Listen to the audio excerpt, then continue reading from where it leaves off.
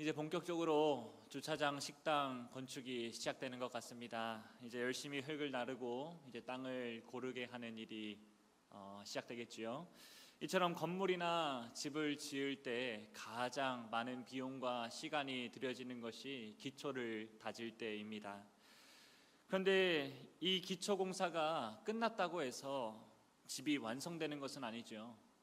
이 기초 위에 반드시 기둥이 세워져야 합니다. 기초만 있는 땅은 아직 집이 아닙니다. 그 위에 기둥이 서야 비로소 사람이 들어갈 수 있는 건물이나 집이 될 수 있는 것이죠.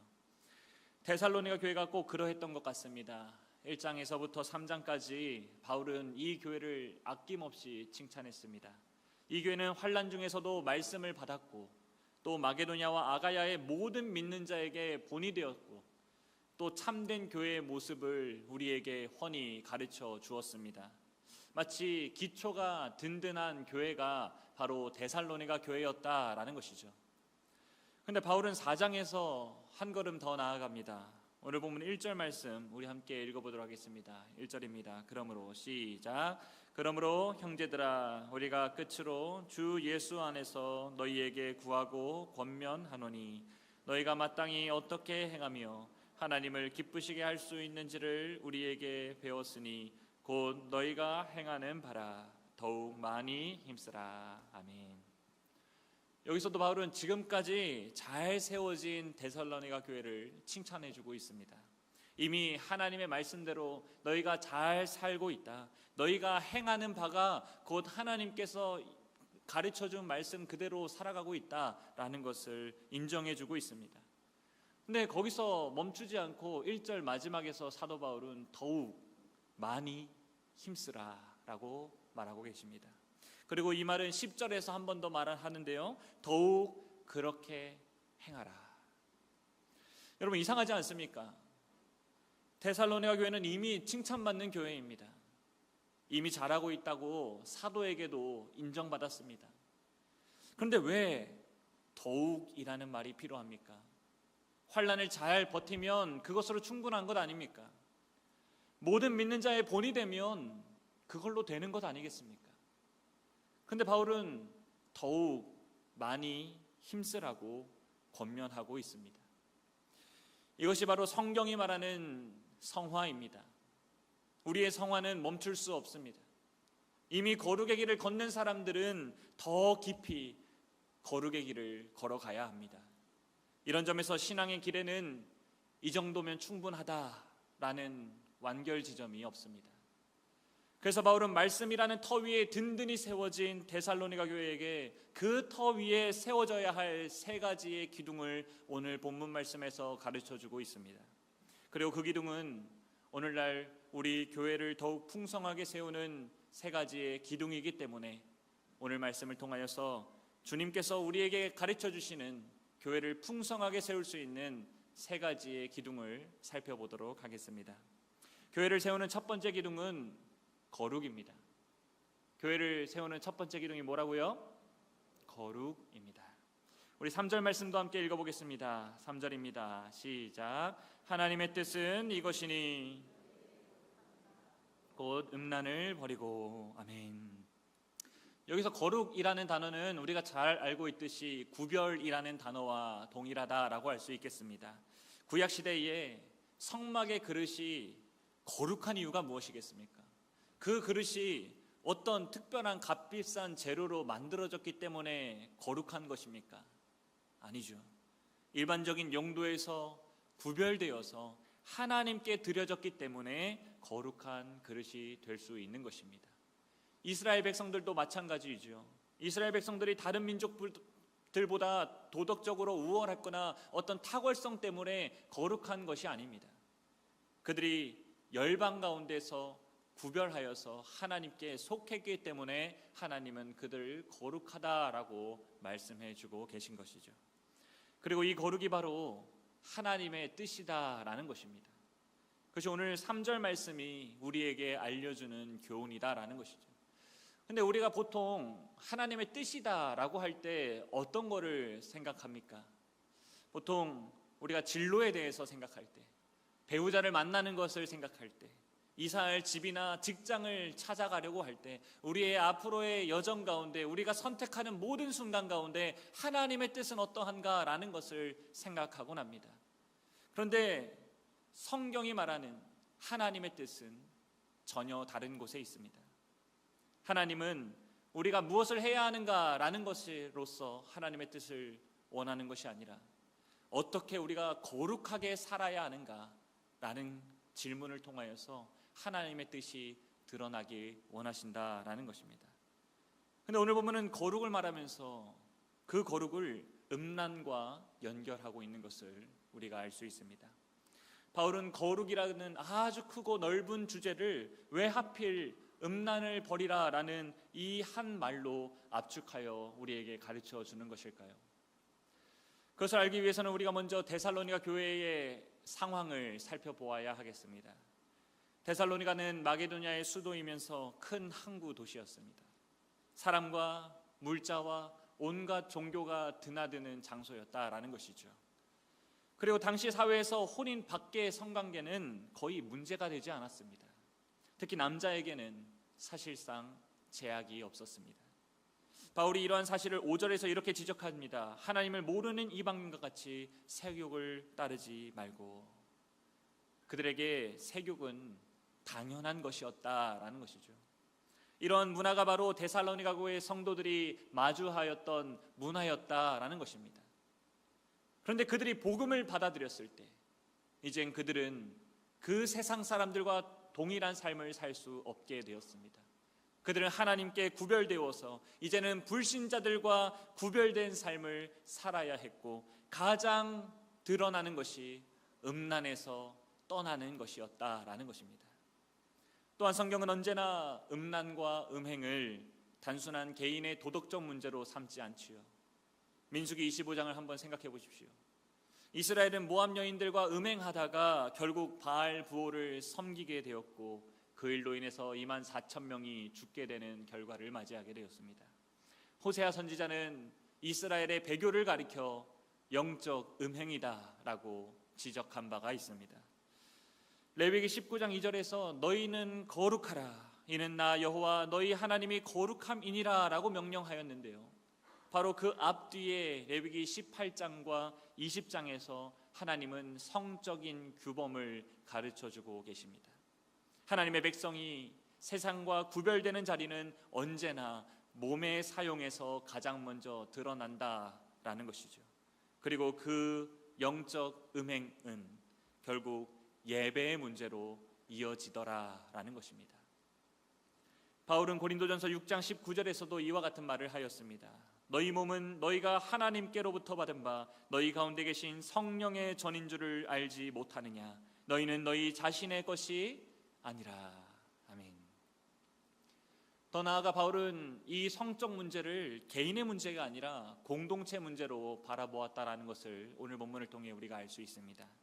오늘 본문 6절 앞부분에 보면 이 일의 분수를 넘어서 형제를 해하지 말라라고 권면하고 있습니다. 여기서 넘어선다라는 말은 남의 경계선을 침범한다라는 뜻이고, 해한다라는 말은 남의 것을 속여서 빼앗는다라는 것을 가리킵니다. 이게 무슨 말입니까? 성적인 죄에는 반드시 피해자가 존재한다라는 것입니다. 성적인 죄는 누군가의 배우자, 누군가의 딸, 누군가의 미래의 배우자의 영역을 침범하는 일이다라는 것입니다.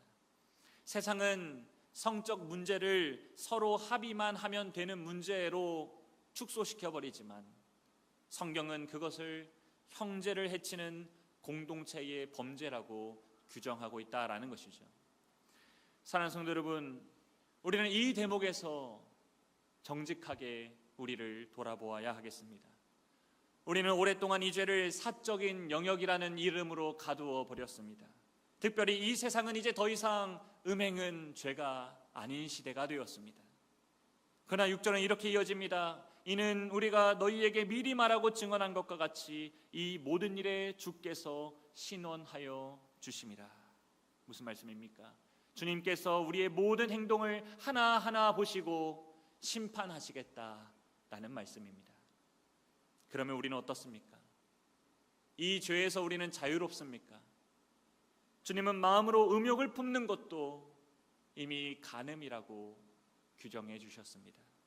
심지어 성경이 말하는 음행은 몸의 문제만이 아니다라고 했습니다. 조금 전에 말씀드렸던 대로 호세아 선지자는 하나님을 떠난 이스라엘 향해 음행한 자다라고 말을 했습니다. 하나님보다 더 사랑하는 것, 하나님보다 더 의지하는 것, 하나님보다 더 두려워하는 것, 그것이 우리의 우상이며 영적 음행이다라는 것이죠. 자녀의 성적 앞에서, 통장의 잔고 앞에서, 사람들의 인정 앞에서 우리는 얼마나 자주 무릎을 꿇습니까? 그러므로 우리는 모두 떳떳한 자들이 아닙니다. 우리는 첫 번째 기둥인 거룩을 도저히 스스로 만들어낼 수 없는 자들입니다.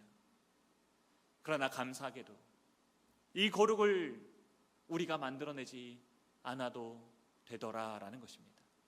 7절 말씀을 읽어보겠습니다.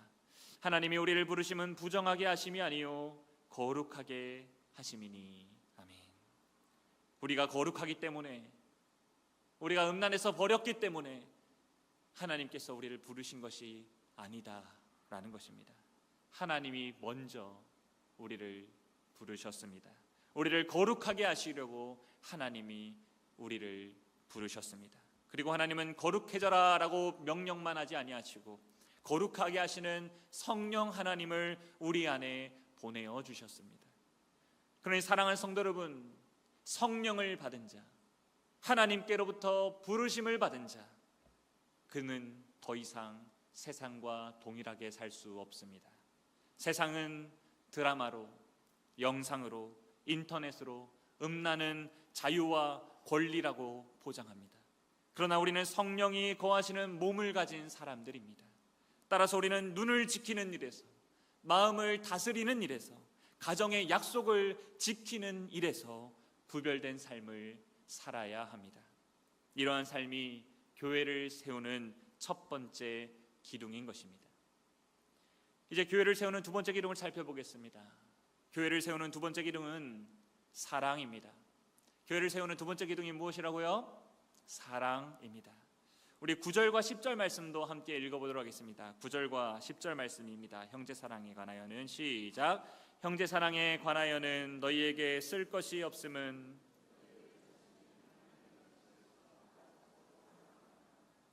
너희가 온 마게도냐 모든 형제에 대하여 과연 이것을 행하도다. 형제들아 권하노니 더욱 그렇게 행하고. 아멘. 지금 9절에서 바울은 데살로니가 교회 성도들을 하나님의 가르치심을 받은 자들이라고 규정하고 있습니다. 이 단어는 사람의 가르침을 받은 자들이 아니라 하나님께 직접 가르침을 받은 자들이라는 뜻입니다. 물론 이 말은 그들이 하나님께 직통 계시를 받았다라는 말이 아닙니다. 이미 사도 바울은 2장 13절에서 이렇게 말한 바가 있죠. 너희가 우리에게 들은 바 하나님의 말씀을 받을 때에 사람의 말로 받지 아니하고 하나님의 말씀으로 받음이니 진실로 그러하도다. 무슨 말씀입니까? 그들은 사도 바울의 설교를 사람의 말로 받지 아니하고 하나님의 말씀으로 받았다라는 것입니다. 그래서 서로 사랑하라는 그 설교를 하나님의 가르침으로 받아서 실제로 서로 사랑했다라는 것이죠. 그러므로 교회 안의 사랑은 성격 좋은 사람들이 모여서 만들어내는 분위기가 아닙니다. 하나님께서 성령으로 마음에 심어주신 새 언약의 열매입니다. 그래서 주님은 요한복음 13장 35절에서 이렇게 말씀하셨습니다. 너희가 서로 사랑하면 이로써 모든 사람이 너희가 내 제자인 줄 알리라. 아멘. 이처럼 사랑은 교회가 좀 갖추면 좋은 어떤 좋은 장식품이 아니라 교회를 교회로 알게 하는 표지다라는 것이죠. 그런데 우리의 형편은 어떻습니까? 우리는 사랑한다라고 말하면서도 마음이 맞는 사람만 사랑합니다. 나를 알아주는 사람만 사랑합니다. 손해보지 않는 선까지만 사랑합니다. 우리 안에는 언제나 계산기가 하나씩 있습니다. 그래서 우리는 이만하면 사랑했다라는 말로 스스로를 위로합니다. 그러나 성경은 더 큰 사랑, 자신을 내어주는 사랑을 우리에게 요구합니다. 그렇다면 이러한 사랑이 우리 안에 나올 수 있습니까? 결코 그럴 수 없습니다. 하지만 기억하십시오. 우리는 하나님께 배운 사람들입니다. 우리 아버지께서는 자기 아들을 내어주시기까지 우리를 사랑하셨습니다. 그리고 성령으로 그 사랑을 우리 마음에 부어주시고 매주 선포되는 설교 말씀을 통하여서 우리를 사랑할 수 없는 존재에서 사랑할 수 있는 존재로 새롭게 창조해주고 계십니다.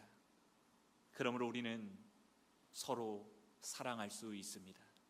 우리의 유익을 위해 자신의 유익을 내려놓으시는 그리스도를 닮아서 우리 역시 상대방의 유익을 구하며 살 수 있습니다. 우리를 세워주기 위해 자신의 목숨을 내어주신 그리스도처럼 우리 역시 손해를 감수하면서까지 형제를 세워줄 수 있는 것입니다. 그리고 그 사랑은 교회 안에서 시작하지만 교회 담 안에 갇힐 수는 없습니다. 데살로니가 성도들의 사랑이 이미 온 마게도냐로 흘러갔듯이 우리의 사랑도 교회 문 밖으로 흘러가야 합니다. 이렇게 우리가 서로를 더욱 사랑할 때 교회는 환난을 이기는 힘을 얻고 흔들리지 않는 견고한 집으로 든든하게 세워지는 것입니다. 이제 교회를 세우는 마지막 기둥을 살펴보겠습니다. 교회를 세우는 세 번째 기둥은 성실입니다. 교회를 세우는 세 번째 기둥 무엇이라고요? 성실입니다. 우리 11절과 12절 말씀도 함께 읽어보도록 하겠습니다. 11절과 12절입니다. 시작. 또 너희에게 명한 것 같이 조용히 자기 일을 하고 외인에 대하여 단정히 행하고 또한 아무 궁핍함이 없게 하려 함이라. 아멘. 11절 말씀에 나오는 힘쓰라라는 이 헬라어는 본래 명예를 사랑하라, 야망을 품어라 라는 뜻을 가지고 있습니다. 그 시대에 이 말은 공적인 자리에서 자기 이름을 내기 위해서 경쟁해라 라는 말로 쓰여졌습니다. 근데 바울은 지금 조용히 사는 것을 너희의 야망으로 삼으라라고 가르쳐주고 있습니다. 이것이 말이 됩니까? 세상은 이름을 내는 것을 야망으로 삼습니다. 눈에 띄고 주목받고 인정받는 것을 인생의 목표로 삼습니다. 그러나 바울은 성도의 야망을 정반대의 방향으로 돌려놓습니다. 하나님 앞에서 조용하고 신실한 일상을 야망으로 삼으라라는 것입니다. 마치 내일 지구가 멸망하더라도 나는 오늘 한 그루의 사과나무를 심겠다라고 말하는 격언과 같습니다. 근데 한번 생각해 보십시오. 주님이 곧 오신다라는 것을 믿는다면 주님을 기다려야지 왜 일상의 삶을 살아야 합니까? 곧 끝날 세상인데 왜 오늘의 자리를 지키며 한 그루의 사과나무를 심어야 하는 것입니까? 당시 데살로니가 교회 안에는 바로 이 지점에서 넘어진 자들이 있었습니다. 주님이 곧 오실 테니 일할 필요가 없다라고 생각하여서 자신의 일상의 책임을 놓아버린 것입니다. 그러나 바울의 대답은 분명합니다. 참된 종말 신앙은 일상을 버리게 하는 것이 아니라 일상을 더 신실하게 만든다라는 것입니다. 사실 노동이라는 것은 타락의 결과만은 아닙니다. 창세기 2장 15절에서 하나님은 사람을 에덴에 두시고 그것을 경작하며 지키게 하셨습니다. 노동을 하라고 하셨다라는 것입니다. 타락은 노동에 수고와 땀을 더했을 뿐 노동 자체를 만들어낸 것이 아닙니다. 그러므로 성실하게 일하는 것은 창조 질서에 순응하는 일이면서 그리스도 안에서 회복된 사람은 노동을 하는 것이 일반적이고 정상적인 삶이다라는 것입니다. 성령으로 충만한 사람은 어떤 비정상적인 일을 하는 것이 아니라 매일의 삶에서 아주 품위 있고 질서 있게 일반적인 삶을 살아내는 자다라는 것입니다. 이러한 삶을 바울이 먼저 본으로 보여주었죠. 그는 데살로니가에서 아무에게도 폐를 끼치지 않으려고 밤낮으로 일하면서 복음을 전했습니다. 무엇보다 우리 주님께서 친히 나사렛의 목수로서 그렇게 사셨습니다. 그분의 30년은 조용하고 일상의 삶이었습니다. 그리고 공생애를 시작하신 후에는 머리 둘 곳도 없이 심히 열심히 일하시며 십자가에서 죽기까지 자신에게 맡겨진 사명을 충성되이 감당하셨습니다. 그러므로 우리 역시 우리에게 주어진 자리에서 예수님의 본을 따라, 바울의 본을 따라 성실한 일상을 살아내야 한다라는 것입니다. 가정에서 책임을 다하는 아버지와 어머니가 되는 것, 직장에서 신뢰받는 동료가 되는 것, 학교에서 정직한 학생이 되는 것, 교회에서 맡은 일을 조용히 감당하는 직분자가 되는 것, 그것이 우리가 더욱 해야 하는 일이다라는 것이죠. 그리고 우리가 이렇게 살아야 하는 이유를 바울은 12절 말씀에서 가르쳐주고 있습니다. 우리 다시 한 번 더 12절 말씀을 읽어보도록 하겠습니다. 12절입니다. 시작. 이는 외인에 대하여 단정히 행하고 또한 아무 궁핍함이 없게 하려 함이라. 아멘. 우리가 성실하게 살아야 하는 첫 번째 이유는 외인에 대하여 단정히 행하기 위함이다라는 것입니다. 여기서 외인은 교회 밖의 사람을 가리킵니다. 성도의 성실한 일상이 곧 복음의 신뢰를 떠받치는 것이다라는 것입니다. 반대로 성도가 게으르고 무책임하면 세상은 곧바로 교회를 향하여 손가락질하더라라는 것입니다. 그래서 우리는 세상 사람들에게 품위 있고 질서 있는 모습을 보여주어서 우리의 복음을 훼손하지 않아야 한다라는 것입니다. 그러나 안타깝게도 오늘날 한국교회가 바로 이 부분에서 실패하고 말았습니다. 선택적인 정의를 외치고 책임을 지지 않는 행동을 하면서 무질서한 모습을 보여줌으로써 세상이 교회를 싫어하게 되었습니다. 그렇게 세상은 교회의 바른 가르침까지 폄하하게 되었습니다. 그러므로 우리는 이런 한국교회를 회복하기 위해 먼저 해야 할 일이 있습니다. 그것은 무슨 거창한 운동이 아닙니다. 많은 사람들이 모이는 대규모 집회를 여는 것도 아닙니다. 직장에서의 성실, 학교에서의 정직, 가정에서의 책임을 다하는 것입니다. 그 일상의 회복이 한국교회를 회복시키는 첫걸음이다라는 것입니다. 우리가 성실하게 살아야 하는 두 번째 이유는 아무 궁핍함이 없게 하기 위함이다라고 가르쳐주고 있습니다. 우리가 성실히 일함으로 받는 보수를 가지고 나와 가정을 궁핍함 없게 돌보아야 하는 것이다라는 것이죠. 그리고 이 말씀은 아무에게도 불필요한 짐을 지우지 말라라는 가르침도 포함되어 있습니다. 자기 몫을 감당하지 않고 계속 남에게만 기대는 태도는 결국 공동체의 사랑을 무너뜨리고 만다라는 것입니다. 그러므로 우리는 교회 안에서 받기만 하지 말고 나눠주는 신앙으로 자라야 합니다. 그럴 때 다른 사람에게 불필요한 짐을 떠넘기지 않게 될 것이고 그렇게 교회가 무너지지 않게 될 것입니다. 이제 말씀을 맺겠습니다. 오늘 우리는 교회를 세우는 세 가지의 기둥에 대해서 살펴보았습니다. 거룩의 기둥, 사랑의 기둥, 성실의 기둥입니다.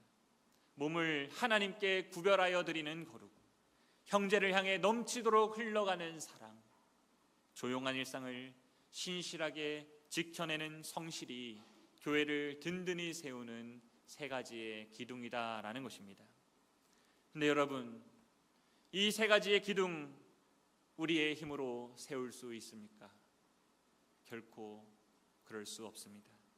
앞서 살펴봤듯이 우리 안에는 거룩도 사랑도 성실함도 없습니다. 그러나 다행인 것은 하나님께서 먼저 우리를 거룩하게 부르셨다라는 사실입니다. 하나님께서 먼저 성령 하나님을 우리에게 주셨다라는 사실입니다. 하나님께서 먼저 우리 마음에 사랑을 가르치셨고 성실함을 보여주셨다라는 것입니다. 그러므로 우리는 하나님께서 이미 하신 그 일을 기초로 삼아 그 일 위해서 이 세 가지의 기둥을 세워 나가야 한다라는 것이죠.